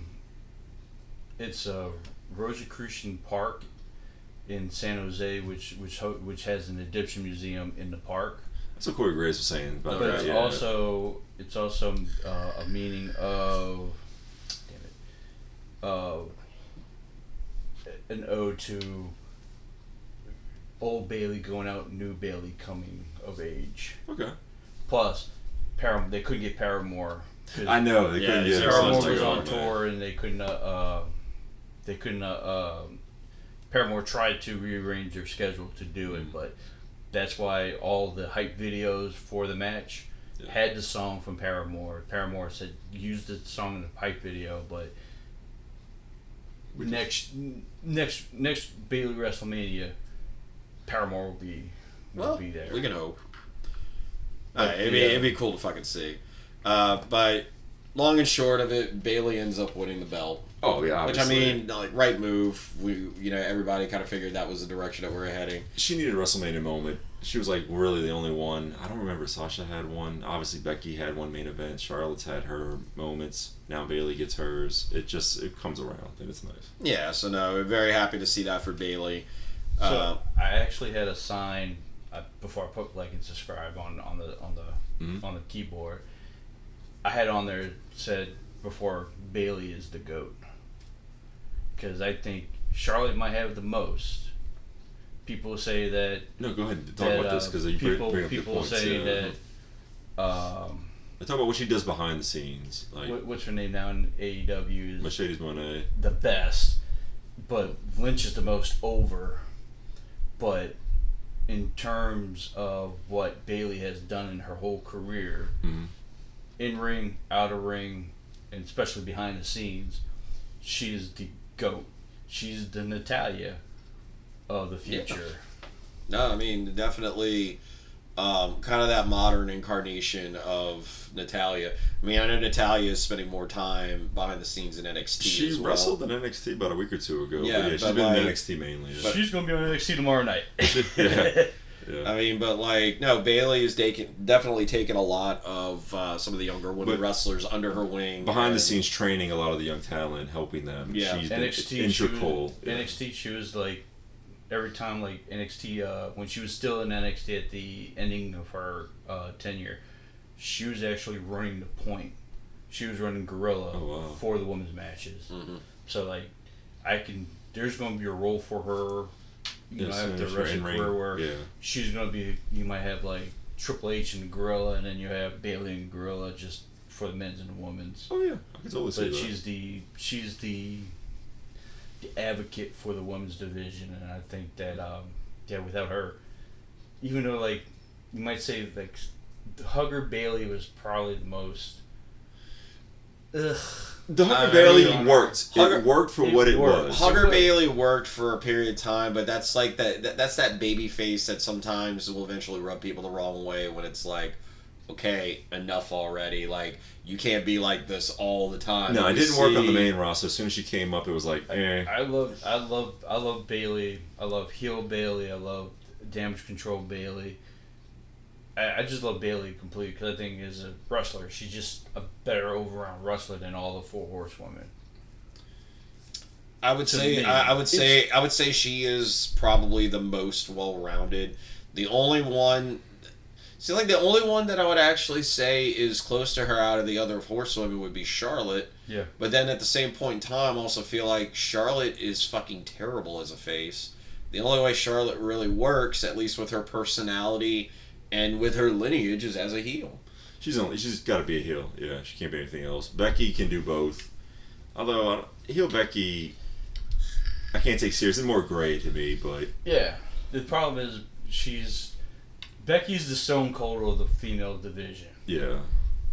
You could try to be a heel, but you're just so over. I know. Like, I couldn't take it serious when she was doing when she was a heel like a year or two ago. The big time Bex thing. Yeah. That was but to me, like you said, with whatever her character name is. Mercedes Moné to me is the best in ring. Like, I think talent wise, I think she's better in ring. Dude, I think she's so damn good in ring, but like she's not that good on the microphone, and she can only do a heel character. She's not good as a face. She's limited in those two aspects. But like in the ring, I think she's outstanding. I think she's the best female in the world. But it's been a minute since I've really seen her wrestle because she's been injured. I think WWE just signed the best women's wrestler in the world. No, we will find out. I'll be interested to see what Julia can do. Yeah. Yeah, although she didn't look too pleased when they had introduced her on NXT. I was just seeing the video of her, and she was just like, Oh no, she was pissed because Roxanne Perez was talking shit to her when they were doing the promo. When they went to the camera, Roxanne Perez was right there in front of her, like promo on her. with like when Roxanne Perez showed the belt, she was showing the belt to Julia. Oh, okay, that makes sense. So like in the middle of this, Julia was like right there, like in the thing, like if you look at it, go back and look at it, you see Roman Regal with a little smirk, like. I gotta watch Stand and Deliver, Me basically. too. I will watch it. I I didn't had a get chance to watch it. Yeah, sadly I had to work Saturday morning and then parade Sunday. Anyway, we then get to our long-awaited main event match on night 2. We have Cody Rhodes going up against Roman Reigns for the undisputed WWE Universal Championship in a Bloodline Rules match. I will say, like, from the jump, that I love the entrances for both guys. Yeah, 100%. I loved the I guess like the little CGI implants of like the burnt Cody flags and like that was really neat. Looked like a war zone and stuff like that, and it's like the kingdom has fallen kind of deal. The kingdom that Cody's theme song hints at. The kingdom is down. It's war torn, but damn it, they're still fighting. They're still. Yeah, they had the burning flag, and then obviously Cody back to AEW. He was gonna. Yeah, no, he's Cody done it where elevator. the Cody elevator. He rises up. He's got the skull mask on and everything. But his wife was. And then we see Brandy walk up beside him and everything. Like this time, last year she was in the crowd. This year she's by his side. Well, by his side on the entrance ramp and after the match, yes. But she is nowhere to be found ringside. She goes to the back as Cody makes his way down. But entrance was grand. I like that. We were joking when we were watching the show about a kids' orchestra playing in, or a kids' choir and orchestra playing in Roman Reigns on the entrance. Mm-hmm. But like the fact that his entrance was purely orchestral. They didn't have the actual theme music playing in the background. Oh, I thought the orchestra played him all the way out to the ring. Did not know that. Okay. Until the moment that the music died and they did the introduction. Like, he had a fucking live orchestra playing him, singing his song, everything on the way in. Kids, part of me wishes that, like, being a heel character, if he just would have turned around and been like, play my shit better. Play it better. Like, you little bit. No, like, just the whole presentation. I mean, like, that was some true Final Boss shit. No, it wasn't. Like a fucking orchestra playing you out. Like, last year was just the pianos, but then they cut it to the live to the piped in music. No, they did the orchestra the entire time. Pretty neat. But then we get to the match, and I actually do like the fact that even though this was a Bloodline Rules anything goes match, for I'd say the first quarter to first half of the match. It was just a real match. Pretty much a straight up match. Like, yes, you had kendo sticks that were involved and stuff like that, but for the most part, you didn't have the interference, you didn't have any of that. Then when we did start getting the interference, it was a build. Yeah. And it was basically like we were building to a crescendo, we're building to a crescendo, we're building to a crescendo. So, I mean, I thought the pacing of the match from start to finish was really, really good. It was. It didn't drag, in my opinion. It was pretty solid. The moves that were being executed was good stuff. Then we get to, I guess you could say, do we want to go ahead and jump into the sequence of events? Because, Cody sits there, he hits one crossroads, and before he can hit a second one, we get the super kick from Jimmy Uso. Then we hear Jay's music, and Jay, I swear to fucking God, he almost pulled a Jeff Hardy. Where he runs out to the side, he tries to amp up the crowd before going and helping his buddy in the fucking ring. So, I mean, that I was like, Jesus Christ. Except he came out, he did a little thing, and then he was like, oh yeah, I need to get down to the ring. But then... So then... I hope Jimmy's okay. I hope they're both okay, because, like, I couldn't tell if they hit the tables or if they missed and hit the concrete. I still don't know based on the camera. Well, we didn't see them actually go through the table. We saw the spear off the ramp. Yeah, Jay spears Jimmy off the ramp. And then we then cut to the floor after they've already gone through the tables and everything. So they're just laid out there. So then we write them out. Then we get Cody and Roman going at it again in the ring. This time Cody hits one crossroads. He hits two crossroads. And then we were joking about this as we were watching it, because we were like, did Solo pull a Papa Shango? Did he miss his fucking mark? Yeah, because Cody's sitting there, he's holding him up, and he's taking his time. He's kind of like... He's looking around, he's waiting, and then spot. all of a sudden we finally see Solo come in and hit the spike. And then, Roman tries to go for the pin, 1-2, kick out. Oh, no, they hit him with the spear and the Samoan spike. Oh. That was the second time. Oh, shit, yeah, okay, yeah. So as Solo... He's yelling at Roman. As Roman is trying to climb up in the corner, get back on his feet, Solo's screaming at him, "Get over here, finish it. And my favorite thing was just Roman yelling out, "I know!" Yes, I'm the tribal chief. Let's back up a little bit. Roman doing the throwback to the pandemic era where there was no fans, and what carried a lot of those matches that he was in was just the shit talking that he did. Oh yeah, which back then you could just audibly hear everything he said. Mm-hmm. It was some great shit talking going on. But when he's got Cody up against the ropes and he's literally choking him on the ropes, and he's "I'm gonna send you to Hollywood like the rest of them. This is my show, you little bitch." Yeah. I mean, loved it. But so then we get the sequence of the spear and spike combo. Mm-hmm. Cody kicks out at 2, and they're all freaking out in the ring about how how he can't stay down. Then we hear John Cena's music. So then you knew John Cena was going to take Solo out. So John Cena, attitude adjustment, full swing, beats him up, takes him to the outside, gives him the AA through the table. So that's 2 strikes against Solo, because I don't know, so he was late for his spot. Uh-huh. But then you saw how he already was going over the rope before Cena got to him to hit the clothesline. Let's just make sure I get over the rope. I'll jump over a little bit. You hit me with the rest. I know it looked weird, but we knew where we were going. But then Cena delivers an attitude adjustment to Roman, then runs out of the ring, clears off the Spanish announce table. Attitude adjustments, Solo Sikoa through the table. Then we get the Final Boss's music. We get The Rock coming out. And that stare down that the two of them have in the ring, it's fucking great. You could hear the crowd basically going "Holy shit!" All right, here we go.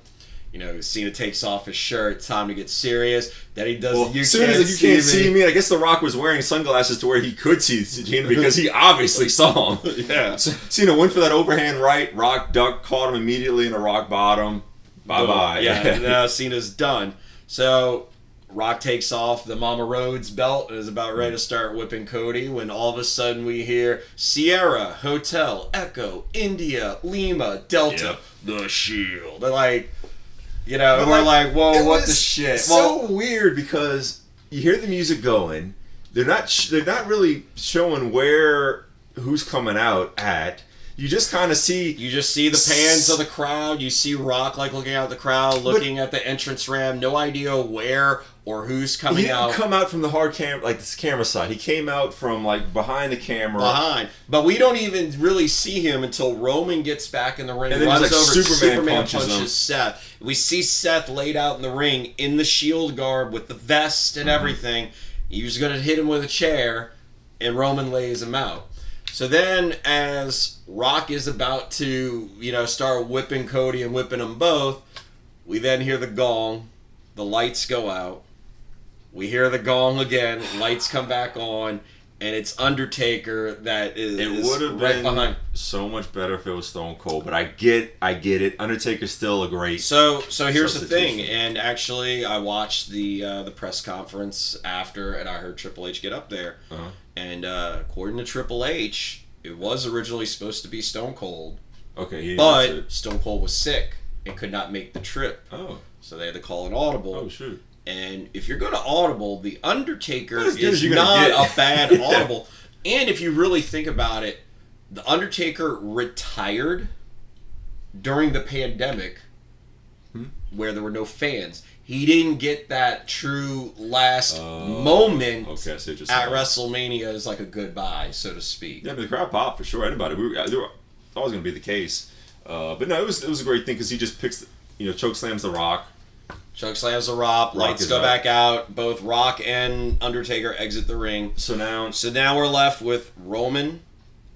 You have Seth on one side. And you have Cody on the other. Here's where the storyline becomes very beautifully well written by what they've been telling throughout the weeks. Because what did Seth tell Cody to try to get him to to just to let him know that he could be trusted. That it's like, Cody, you can trust me. What did Seth specifically say? I'll be your shield. I will be your shield. So when he dressed up as the Shield member, and then you have Cody on this side, great storytelling. Yep. And then you have Seth on this side, and here's Roman with in a the chair, middle with a chair, and he's looking at both, like he's getting ready to hit Cody, but then he sees Seth, and then you could tell his brain just instant flashback to 10 years prior. He's like, this motherfucker backstabbed me, and it's just the Shield literally said it in when he saw him wearing the uniform. You could tell he was like, this guy, I'm getting my payback right now. So then he just laid Seth out with that chair. You talk about taking your eyes off of the prize. That's what it was, yeah. It's like he went for that, he resorted back to those memories of 10 years prior, that hatred that had been building for years and years and years. And he gave into that hatred, but at what cost? It cost him the undisputed WWE That was the Universal storyline they Championship. were telling, and I thought that was outstanding. And so then, Cody, as Roman's about to go for a spear, Cody gets the kick, and it leads to not one, not two, but three crossroads. And you could tell with the third crossroad when he was like, oh my God, he's shaking. He's like, I'm about to do it. Shaking. Hits him with a third, 1, 2, 3. And then if there was a roof on the link, it would have blown off with how loud that crowd got. Samantha Irvin, they showed it, her reaction, but you could hear it audibly on the microphone, her voice crack. You could tell she was emotional, and she's doing everything she can. And that's like the sign of a genuine fan, because she's had great reactions, but like right then and there, Cody finished his story. It was just so beautifully done, told. And, a year later from WrestleMania 39, how's it going to play out? And finally, just what it means. We're passing the torch to this guy who freaking earned it. And then, obviously being like a decade WrestleMania 40, wrestlers came out, they lifted Cody up as we all knew they would if he won. And then Cody coming out with his family. You had Brandy, and then you had his mom. Teal, his mom, his nephews and nieces. One of his best friends was in the ring with him. It was a big emotional deal, and they made a big deal. Then Cody even asking for a mic and putting over Bruce Pritchard and Triple H, like the two guys that to me was like reiterating again, we're in the Triple H regime now. The Bruce Pritchard really shocked me, but then Triple H didn't really shock me, but kind of did, because Triple H was like, damn it, I got to come out of this ring. So just to end it like that was awesome for me. No, it was a great moment. So, I think they played a song on loop like 5 or 6 times. Night 2 just was the perfect way to end WrestleMania. And when you think about you're not going to remember night 1, you're going to remember night 2. Just to me, there weren't as many memorable moments. But to Ramsey's point, I thought the storyline, the main event storyline, played into night 2. But I think night 2 picked up where night 1 made the mistake, and we're like, no, we're going to get this done right this time. And you could tell we send the crowd home happy, and they did. Well, no. It wasn't even just so much that. I just felt like the pacing from start to finish, which was much better. It was much better night 2 versus night 1. 100%. And just like making each match feel like it's important and it matters. Like I said, even a match that wasn't for a belt or anything like that with LA Knight and AJ Styles, it had significance. It had meaning. It had more of the build and the story to it. But no, just I feel like, just kind of again, it's a testament. We talk about how we are in the Triple H era, okay? And what does that mean? The fact that they've been openly candid about the fact of what the original main event for WrestleMania 40 was going to be. Rock and Roman. Yeah. The people said, no, this is the match that we want. And they pivoted to Cody and Roman. And it's like, okay, now how do we get there? And navigating that. It's just the fact that, it feels like this administration is much more in tune with the fans and doing right by the fans. Unlike olden days, and I know we sort of got that with WrestleMania 30, but even then it was kind of like they did it begrudgingly. But going back over the years, and how many times WWE would force this shit down your throat, whether you liked it or not. You're like, no, this is the person that we want to push and promote. You're going to like it. I don't give a fuck. And not listening to the fans. And if anybody knows that better than anybody, The Rock and Roman in Philly know that better than anybody. It didn't work. The Rock knew that we had to pivot. But no, just the fact that like this new administration is much more in tune with their audience. It's like, look, let's give them what they want. But also, I thought it was a smart, genius idea because, like, you got 2 nights of WrestleMania. That's not cheap per ticket, man. So when you buy, like, how can I sell that you have to go to both nights? You know what I mean? Like, I mean, obviously you're gonna do it anyway because it's WrestleMania. But I think if you know that, like, the Roman Cody match is night 2, you're probably gonna have a higher attendance night 2. But fans are there to be there; they're gonna spend money. But well, I mean, but I mean, I'm even thinking back to when they did that stupid bullshit on Monday Night Raw, where you know, you had Vince McMahon, Triple H, and Stephanie that were all in the ring, and we're like, you know, oh no, it's we're gonna listen to the audience. Yeah, we're gonna listen to you, and we're gonna do right by you, blah, blah, blah. And then they maybe did that for a week or 2, and then after that, nope, it was back to business as usual. You know, as Vince wanted. You know, it's like at least we can tell with how passionately they are from the top of the card to the bottom of the card. And getting more people exposure, getting more people stories, getting more people actively involved. It kind of feels like it's not the olden days where it's like, hey, we got nothing for you, brother, go home. You know, like. You know what's funny is like I just recently watched. It's been out for a while now, but like I'm on the final season of Billions, and there's a thing where like Paul Giamatti's character is trying to figure out how do I make this guy who's a bad guy look like a good guy and switch this guy from a good guy to a bad guy. He goes to Triple H himself and asks him, how do I tell this story? Triple H is in an empty Raw arena kind of giving him the bits on like, how do we do this? So you know the dude knows how to tell good stories. I just kind of reiterates it to them. But also the team, you know, they're listening to creative now. So. You know, like, look, I'm very happy. I got emotional watching everything that went down with Cody. Because, again, it's like if you know the story from, you know, that was awesome. Where he was, it was fun. To when with him going away, everything he did with AEW, to then coming back to WWE and getting as over as he is. It's like you can't help but, you know, I shed a little bit of a tear when it all went down. I mean, awesome. Like, look, they got me. I was very happy to see that. At the same point in time, you gotta show a little love to Roman, and I know that he wasn't a week-to-week competitor.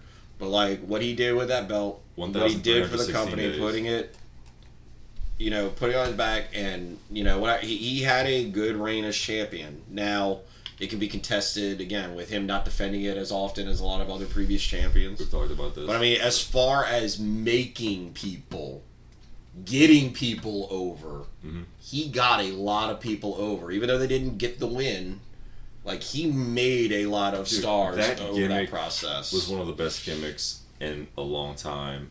And yeah, it started under the Vince McMahon regime, but the fact that like it played out for 3 years and nobody ever really complained like, oh, we got to get the belt off him, boo, boo. Like, no, Roman is your franchise player, and they finally accepted him once he fucking became a heel, which I've been screaming at forever. And then you put him with Paul Heyman, it was just a match, perfect match. I'll go ahead, Ramsey.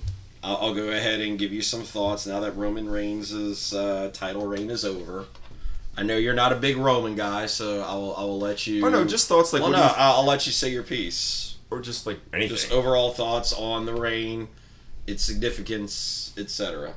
About time. It's 3 years too long. You should never been the fucking champion, and it goes by not by what he's done in the ring. Character work, great. Kudos to the genius of Paul Heyman. Yeah. But no. I don't know why nobody, no one has ever even talked about how he came back more yoked after having fucking leukemia. And no one says a fucking thing. I'm sorry.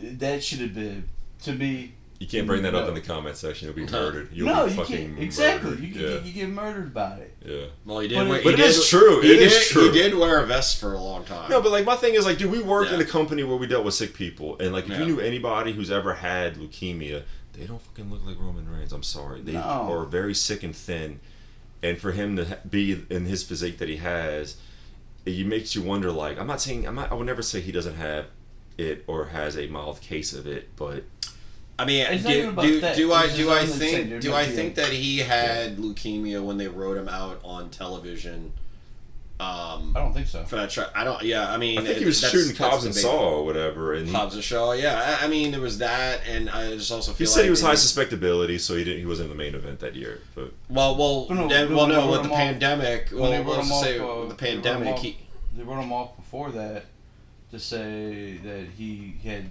no, they said because of his leukemia and he was high susceptible. He said I'm not. But that was he was supposed to wrestle Goldberg. No, that was before the pandemic. Oh, that was. Oh yeah, he did have something too. Yeah, he was supposed to wrestle Drew at 35. He took a long hiatus off. No, no, they wrote him out before that. When he came back, yes, he was supposed to face, I think, Goldberg for the Universal Championship. One, yeah. But then he decided to stay home because he was like, I got my family I got to think of. I don't feel comfortable, especially with high susceptibility or whatever, working those conditions. So they went away for a while, and then when he came back over the summer, I guess a lot of those fears were alleviated, and so.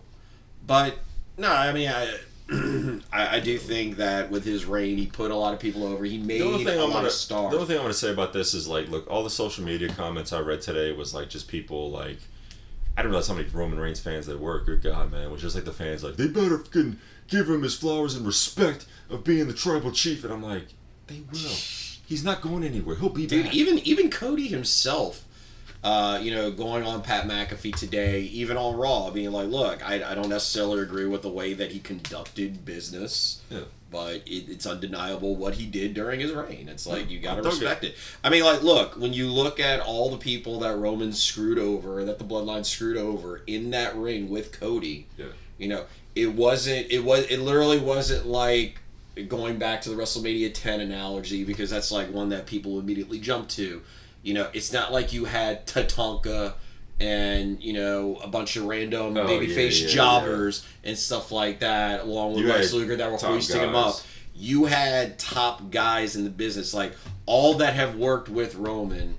And, like, yes, some of them were already over before he worked with them, and then you have others that got over because of Roman. Yeah. And it's like, no, it was nice to kind of see that. And it really makes you, again, evaluate and be thankful for kind of a lot of the stuff that Roman did along the way. Well, that's why we're in this new generation. So we're not a new generation, like this new era with Triple H. So and then, like, as far as where we see everything kind of going after Mania, I mean, we already sort of saw earlier tonight Rock and Cody have a face down, and Rock being like, "Yeah, I gotta go away for a little bit. I gotta go film a movie." Mm-hmm. But I just want you to remember, you're the champion. You beat Roman Reigns last night, but night one, I beat you. Yeah, that was coming back to throw him in his face. So now we've set the table for that. And he holds the belt. He's like, "This feels right," and he goes, "Whether you're champion or not, I'm coming after you when I return." Just let him know that me and you got a schedule. Kind of like what originally started with Punk and Drew. Like, whether you're champion or not, I'm coming for you when I come back. So, I thought it was well played. No, so I look. Overall, I enjoyed Mania. I can say just again, based off the strength of night 2, you can make the argument for this being a top 10 Mania. Yeah. As far as whether it's one of the greatest of all time, like say top 3, top 5, I kind of feel like night 1 hurts it a bit. My opinion. What are your thoughts?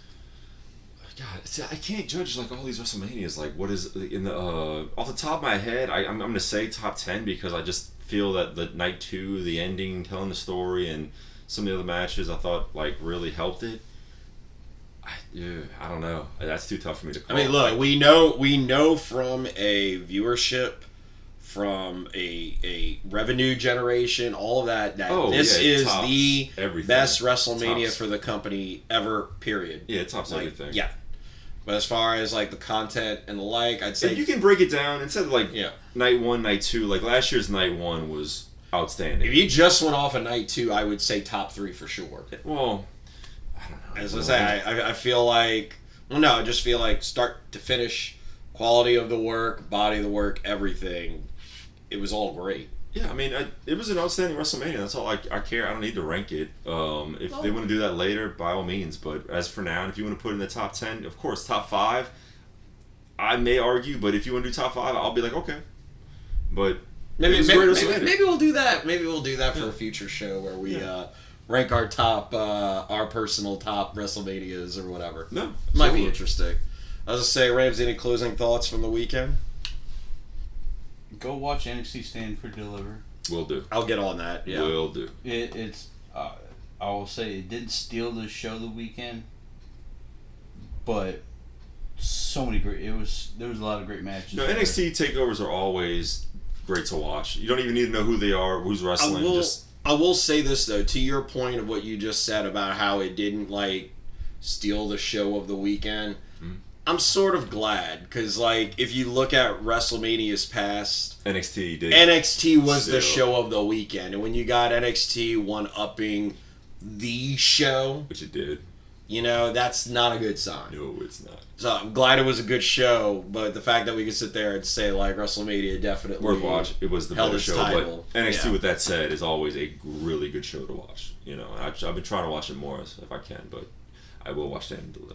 Real quick, your thoughts on the Paul Heyman Hall of Fame speech? I really enjoyed it. I mean, it's like wish you could go over certain He would have been talking for 3 hours. I would have listened, gladly sat down and listened. I wish he would have done a core, but he did at least he did the ECW, wore the black leather jacket. The duster. He had the headset. He had even the old cell phone, and he had the ECW hat. Well, and the fact that he referenced Sting, he's like, I think this is actually the phone that I broke over Sting's head when he wrestled Rick Rude for the United States Heavyweight Championship. That made me laugh. And Paul Heyman, just the amount of F-bombs he dropped that night, and the fact that I really wish we could have got an uncensored version of it.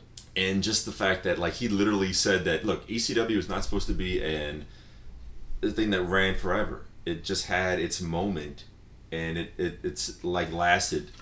Well, it's like they equated it to certain rock bands like the Sex Pistols and the Ramones and stuff like that. They didn't necessarily have staying power, but it was what they did impacted future generations, and that's what he was saying. Yeah. Basically, what he said, if you don't think that ECW's just what they did, I'm losing words right now, man. Impact. The impact, the lasting impact that they had, they led to the NWO being cool, the Attitude Era, the fact they brought in hip hop, heavy metal, sex, extreme wrestling, all into one. They fit the '90s narrative that was changing in the '90s, making wrestling cool again. ECW, people still say ECW all the time, and Paul Heyman's if you don't think we still don't influence professional wrestling and not just WWE but all the sports promotions all throughout the world, if you don't think that we still influence them. And then he spit the line out. I was you could suck my dick. Effing... Yeah, my fucking dick, yeah. Then it was yeah, they still do. So I thought that line was a great line. And then he's I see CM Punk just had him canceled again. And then he brought back about, you can't cancel... I've been canceled many times. I've come back better. Only you can cancel. Only you can cancel you. I thought it was a good speech to the locker room behind the scenes. I thought that was a really good speech. And I just thought overall, I really enjoyed the shit out of it, man. And the fact that he said that I'm a Paul Levesque guy... It was great. Even Roman Reigns opening for him, I was you would have liked to see Stone Cold or Bubba or Tommy, but Roman was right because of the Anoy family, the history that started with Paul Heyman, and it just led into... I love the Haku shout out. I'll put it this way, because Stone Cold was under the weather and could not make it. Uh-huh. Maybe that was also a swerve to the... I mean, the fact that it's... Probably looked better with having the tribal chief put over his wise man, but I know it. I don't know. If they would have panned to Stone Cold to let people know what Stone Cold, Paul Heyman meant to Stone Cold, I don't know if they like each other or not. I'll tell you who Stone Cold and Yeah, did they have a good relationship? Yes. Okay, I was 100%. Yeah. I'll give you two hot takes that I did not like of WrestleMania week. Mm-hmm. One, Sunday night before the A&E Roman Reigns biography. Yeah. 2-hour fucking promo about Roman Reigns. Okay. Too much. That was produced and directed by your wise man, exactly. Paul Heyman. But it was just a freaking promo. Okay. 2, the end of the Hall of Fame, Rock using it as a fucking promo for WrestleMania. At the end of night 1, you mean? No. Well, no, talking about at the end of the Hall of Fame. Oh. The end of the Hall of Fame was a promo for WrestleMania. Okay. Yeah, I didn't watch the entirety of the Hall of Fame. But Well, that if anything, he did it during his grandmother's induction, so... They kind of do that. They kind of make mention to that a Yeah. little bit. Like, they've done that in years past where guys are looking at the other guy like, I'll be seeing you tomorrow night or shit like that. But Yeah, but I mean...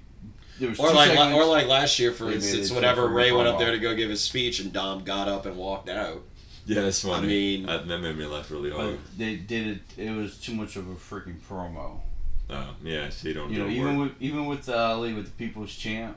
Mm-hmm. That, Yeah, what, that was... What the fuck? Like, what the fuck? Yeah, did Gotta give a reason they to do that. kind of need it? But then again, it also, it's like when they went into the tag match or whatever, you know, Roman had the belt and then Rock had a belt, so it was like, okay. I kind of thought that was odd seeing that on the Hall of Fame, but yeah. But also, the WrestleMania week, what I would say is, go on YouTube, catch the Arrow Hawani interview for CM Punk. Okay. That was fucking great. Have you watched it yet? I should have watched it. You need to today. I watch had it. time. I You totally need to forgot. watch it. Watch the Arrow Hawani interview with Rhea, where Becky came in and they had a fight. Okay. Watch watch all Arrow Hawani's interviews this past week. Okay. It was phenomenal, even with Cody.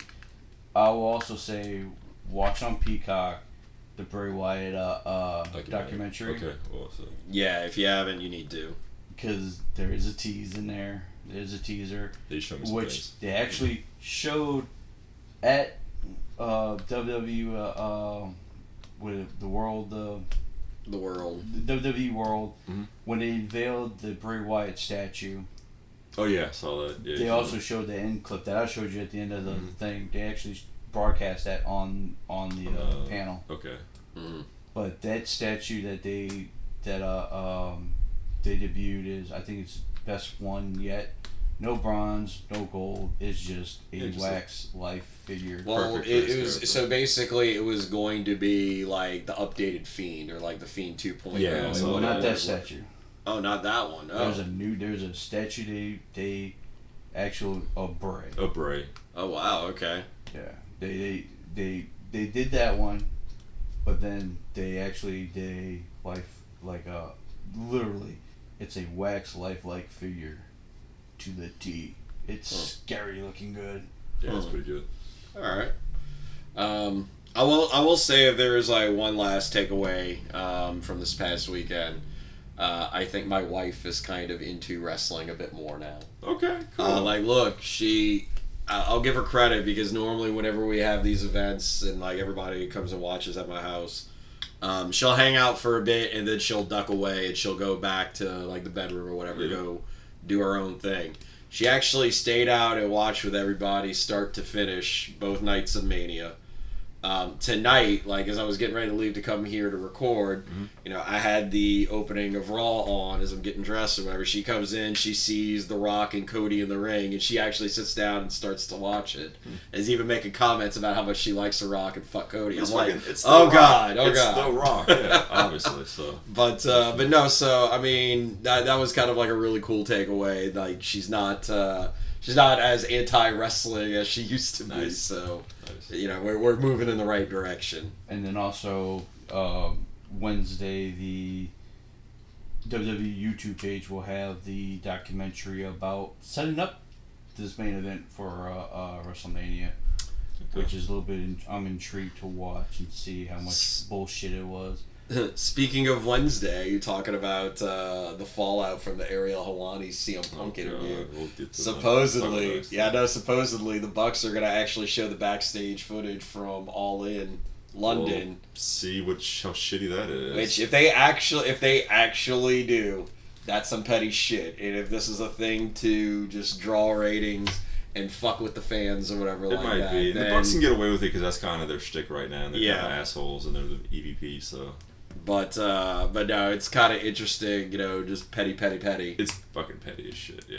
And it's Just like, even God, some of the somebody other like shit this. that's kind of come out since that So- interview. So, on the quick spin, because I don't know if you listened to, I listened to so much fucking interviews this past week.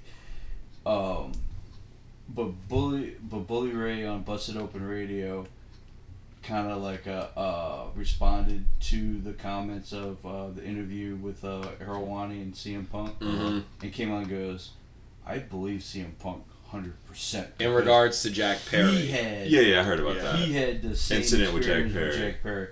And I'm like, yeah, okay, let's see this. But hey, you look at the fucking ratings, you're going to need everything you need to do something because that shit looks terrible. Yeah. I was showing Kurt before the... Show me the attendance numbers and the viewership. And the viewership. It was abysmal. It was pathetic. Didn't they bring Jeff Jarrett in to work on that?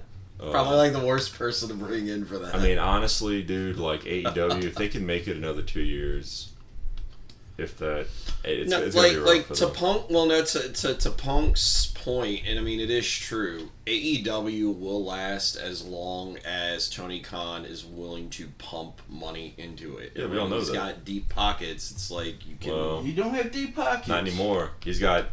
He never had deep pockets. He's running this company with his inheritance that he got early from his dad. His dad is not pumping money into this company. This is all run through his inheritance money, so there is a cap to it. Eventually, there's going to be a reckoning. But the question is, how long will it last if they don't have a TV partner? Because they did lapse out of the exclusive Discovery contract, so now they can discuss with other people. But I'm like, what other people is going to pick up this? No, they're not.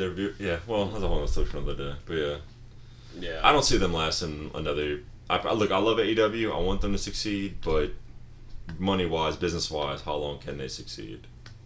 I mean, TNA, the only reason they've been around is because of miracles. They've had so many miracles. I bailed them at the last minute, and they've been on a smaller scale. And now with access to their own TV network, can AEW somehow, dish shit out? I don't know. If they can go to small venues and not be in the arenas, but then it's going to make the shit, then you're basically just giving up at that point. Off topic, I laughed this week because I was reading an article about Fulham, about how they are installing swimming pools into their stadium. Because they can't fill it up. To draw they can't crowds. fill it up, yeah. They did the same thing with shit. Jacksonville. Let me go. Exactly. I was like, oh shit. Oh, that's just shitty running. Is this how you're going to draw fans? So soon you're going to have portable swimming pools at AEW events. I gotta laugh. I don't know the answer to that. I'm guessing it has to do with their new beach fucking arena ring in the AEW video game. I don't know. Fill up spots. No, I'm just. So it's not just openly nobody's here. That's the thing. Like, oh, fans can't come to. They ain't come to the games. Let's put swimming pools. Why would you put swimming pools first thing? Why would you put swimming pools in London? You know how dreary and cold it is half the fucking time in the year? Didn't make sense.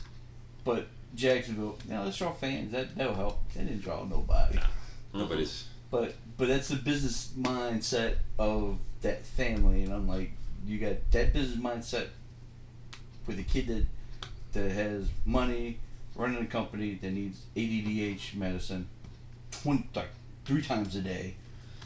I don't know. That or lay off the booger sugar, allegedly. Yeah, I mean, I don't know. We'll talk about AEW's issues on another show. I was going to say, overall, though, I had a blast this weekend. This week was a lot of fun.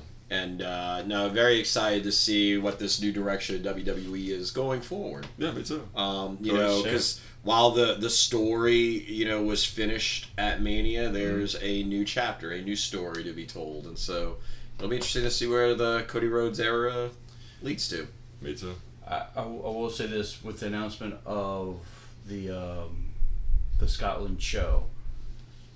Literally, how the schedule's working out for WWE, only the 4 big shows will be in the United States. Because if you look at it, Royal Rumble was in Florida, WrestleMania, Philadelphia, SummerSlam's in Cleveland. We don't know what yet about Survivor Series. Rumor, New York, we don't know. Yeah. But right now to the schedule, they added Scotland. So now your next PLE is Paris. Mm-hmm. That's on the 5th. Not on the 5th, the 4th. Then on the 20th, on the 25th of May, you got the King and Queen of the Ring in Saudi Saudi. Arabia. February, June 15th, you got the Clash of the Castle. July 4th weekend, you're gonna have Money in the Bank in Toronto. Then you got Cleveland for SummerSlam. Then you're going Labor Day weekend. You're going to Germany. Oh yeah, correct. I'm like all these PLEs. They're all, and then you're just coming back from Perth.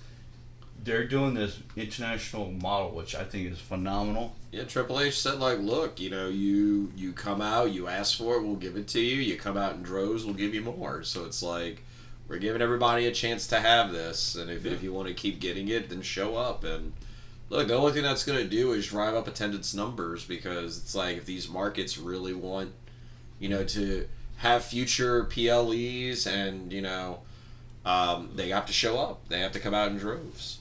I mean, like, look, we saw between SmackDown and even Raw tonight that they had to do the minimal sets because, like, of how packed that arena is in Philly. Shit, yeah.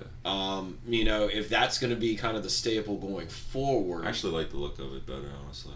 Well, I mean, not having the big Tron, that's kind of different. But I mean, like, it is kind of good to see that we are filling out these arenas to the brim. Yeah, you're selling out. Like literally standing room only. So let's go. Was there say anything else we want to run over before we wrap this up? I would say probably our next episode we're going to do the state of the business. We talk about the business, because I think the numbers, once all the numbers come through for WrestleMania, I think they're going to be eye-popping, because I'm already looking at attendance figures for before we got the 5-day on Raw tonight, the 4-day total was mind-numbing. Well, like Triple H even talked about, though, like, the world opened at like 10 a.m. on WrestleMania Sunday, and he was saying already by like 1 o'clock that day he was getting numbers in about records being set for merch sales, attendance, etc. 3 hours into the day. So it's like, literally they are killing it business wise, and it'll be very interesting to see what the final tally is once we get through tonight. And also, like, I think the best interview line of the week last week was Triple H on impulse of saying WWE is not in competition, does not have no competition. We're in competition with ourselves. Mm-hmm. And it is true. And I think a lot of people are like, oh yeah, AEW competition. No, there is no competition for them, especially when you put out a weekend where you have you break the arena figures on Friday. I mean, then it's probably got broken tonight. But it's just crazy the amount of fans in and out of there pumping everything. Just doing the events is amazing, but add the world and the merch sales and I just want to see the money, because it has to come out with the sponsorships. How much money they spend on that's my number one. That was my number one question, was like how much they spend on advertising. How much money are they getting from advertising? How much does advertisement cost to be on, is what I'd like to know. Like, how much did they Prime pay? Well, you had... Okay, so Prime, number one, because they were on the freaking ring. Number one. They were constantly around the ring. Dude wipes, non-stop. Then you had your select... Now, Snickers was on, like, little logos. And then you had Slim Jim was just the one match. And then you had the Health, American Home... Well, you had American Home Shield. That was, like, one match night, too. Gin and Juice. Gin and Juice was one match. Yeah. But they talked about it again later. But yeah. Well, I think their their revenue for sponsorships are just, they're breaking it over and over and over again. But I think this is the right thing. Hey, how much are you going to pay? First thing, how much did Philadelphia pay to get WrestleMania? That's going to be the question. Like, cities are bidding for WrestleMania. Yeah, I think it's becoming bidding like a Super Bowl. And like yesterday, me and you had I threw out I said So someone said about the Super Bowl, and I was like, New Orleans will have a WrestleMania. You said WrestleMania won't come to New Orleans for a long time. It says it will be here sooner. I said that. You said that.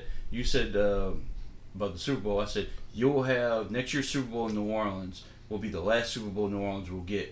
But you will get a WrestleMania before if the city's willing to pump the pay to get it in, and they will because the NFL's not coming back here after next year. Probably not. I don't blame them whatsoever. In the city, I mean, everything's very convenient, but I don't know, man. The city's just, we don't talk about New Orleans. It's just garbage. It's not even that. It's not that. NFL, the stadium is the key factor into a Super Bowl. Fucking when lights go out, yeah. Yeah, but the stadium's a key factor for the Super Bowl. Mm-hmm. Stadium's not a factor for WWE.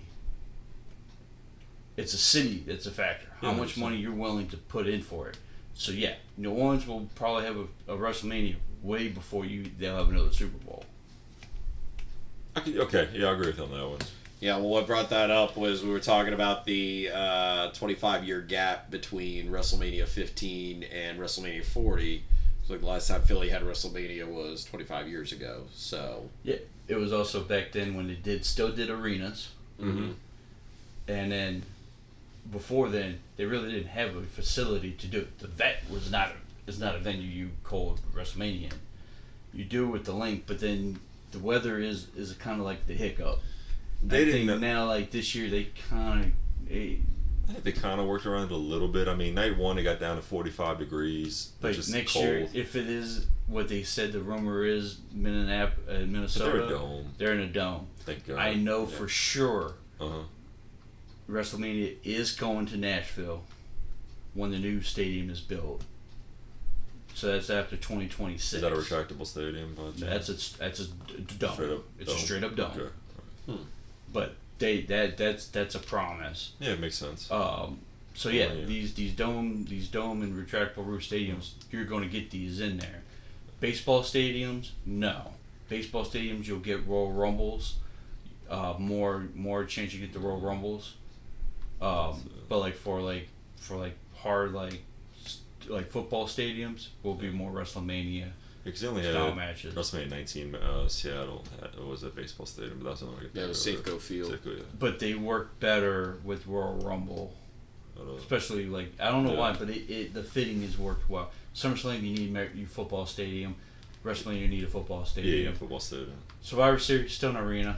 Yeah, arena, of course. You know, but I think now like you doing these big, if you want to put more people in seats and you're doing war games more, you might want to look into that. Overseas, I think would have worked, but the whole construction. But they did it with Perth. So they can figure it out again. Yeah. Oh, that was wood.